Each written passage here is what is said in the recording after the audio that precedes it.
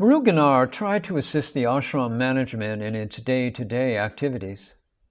He tried his best to perform his worldly tasks efficiently, but his whole attention was turned inwards, towards practice. He felt that he was not fit to do any worldly work and wondered if he should just leave the ashram and live independently. When he expressed this, Bhagavan encouraged him to move to the nearby Palakotu Sadhu community that was forming. From then on, Muruganar spent most of his time at Bhagavan's feet, leading an austere life and freed from worldly duties. One day he suggested to Bhagavan, "I think I should beg for food." Bhagavan gave his consent in a beautiful and natural way. In Muruganar's case, he did not say, "All right, go and beg." Instead, he gave him the names of the streets where he should and the one street he should not beg. Muruganar felt greatly blessed. He would beg for food and then bring it to the Palakotu. Being very fastidious, he would go to the pool there, wrap the food in a cloth, tie it to a tree, and then go about elaborately washing his hands and feet. On many occasions, monkeys stole his food and he went hungry, yet he never complained. He was happy to starve. Bhagavan's presence inspired the poet in him. He composed hundreds of verses along the lines of the Thiruvachakam, as Bhagavan had inspired and instructed him to do. These poems were collected by other devotees in a private publication called the Ramana Periya, which is the prayers and praises in the presence of Ramana, was brought out. The beauty of this book is that it has 1,850 extemporaneous verses, seen, edited, and titled by Bhagavan. What is the importance of this book?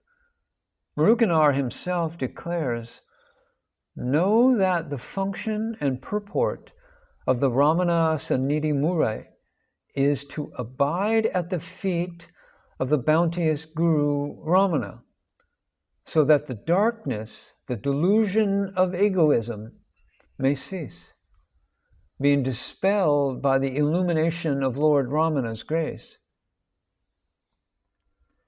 When Muruganar came to Bhagavan, he had not read any Vedantic text. So he was all the more receptive to Bhagavan's teachings and was able to imbibe them more easily, particularly the direct teachings of Bhagavan's self-inquiry. Whenever devotees put questions to Bhagavan and he answered them, Muruganar would return to his hut and write down those answers as poems. Those questions and answers formed the content of well over 1,000 verses and were collected and printed as the Guru Vachaka Kovai, the garland of Guru's saints. Here too, every verse was edited, titled, and approved by Bhagavan. Both of these books have been translated into English. What is the substance of the Guru Vachaka Kovai? One of the verses explains it. It says, "Give up the thought that this frail body is you. Pursue the self within, which is eternal bliss. This body which you think you are is not true, is not you. The real you is within you as the truth. Pursue it. Do self-inquiry and find it. And then you go from asat, unreality, to sat, reality." Muruganar went on to write many excellent works like the Ramana Divamale, the Sri Ramana Sharana Palandu, the Sri Ramana Anubhuti, and the Sri Ramana Yana Bodham. The spiritual function behind all these books can be categorized under three headings: prayers and praises, the pure and direct teaching, and thirdly, the inner ecstasy of spiritual experience. It was to accomplish these that our beloved Bhagavan blessed him with poetry. As Muruganar said, "I had no other thought while writing these books. Bhagavan being the truth, he occupied my heart so completely that I wrote only on Ramana, my ecstatic devotion to him, and the affirmation of his direct teaching." When his first book, the Ramana Sannidhi Murray, was released, it met with much opposition and criticism, so much so that it was banned from circulation.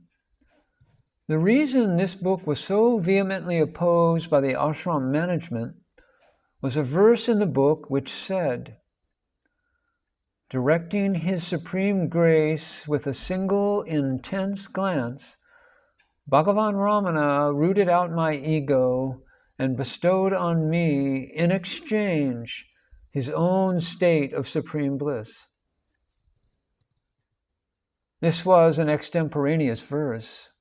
It created a furor because its opponents thought it was Muruganar's egoism that made him claim that he was equal to Bhagavan. One day, when seated in the hall in Bhagavan's presence, Vishwanatha Swami observed Muruganar lost in devotion, gazing at Bhagavan in absolute ecstasy, almost as though he were devouring Bhagavan's love. This moved Vishwanatha Swami deeply, and he thought to himself, "He has met with so much disappointment, and yet he is able to transcend it by looking at Bhagavan and getting lost in his devotion." Without realizing what he was doing, he began to repeat Muruganar's poetic name, Mugavapuri Murungan, under his breath. Bhagavan heard him and turned to him, saying, "Vishwanatha, what is the use of repeating his name so many times? Why don't you compose a verse with those two words?" Vishwanatha Swami promptly took a piece of paper and tried to compose a verse with those two words. But however much he tried, he could not write more than those two words. After several unsuccessful attempts, he finally gave up. He placed the sheet of paper with those words before Bhagavan and left the hall. When he returned, he found that Bhagavan had completed the whole verse and had written Vishwanathan under it, even though he had contributed almost nothing to it.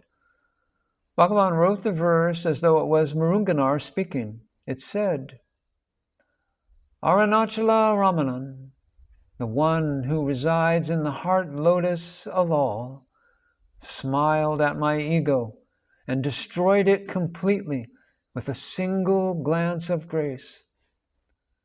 He thus showered his blessings on me, Mugavapuri Murungan, to enable me to enlighten the entire world with my work, Ramana Sannidhi Murray, which is comparable and equal to the Theravachakam." This verse is very important because it was written by Bhagavan himself. Unasked, Sri Bhagavan has declared in this verse and revealed that his real name was and is and will ever be Arunachala Ramanan. Then Bhagavan assures us that he ever resides in and as each one of us equally in the heart. His glance of grace, even from his picture, has the power to dissolve the ego idea. Bhagavan goes on to reveal that the sole function of his advent in our midst is to re-establish enlightenment throughout humanity, and not just on chosen disciples. This verse is proof of this, and therefore very important.